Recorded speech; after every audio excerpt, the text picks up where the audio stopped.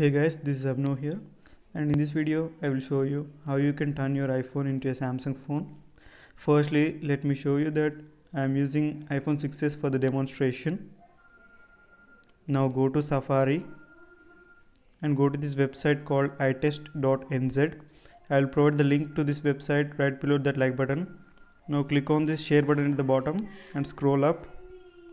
Then click on add to home screen and hit add.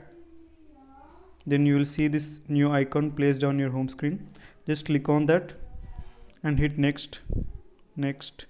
Let's go.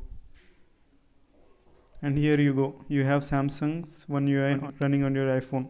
This is an iPhone exclusive feature, so share this video with your iPhone friends. Thanks for watching. I'll catch you guys in the next one. Until then, peace.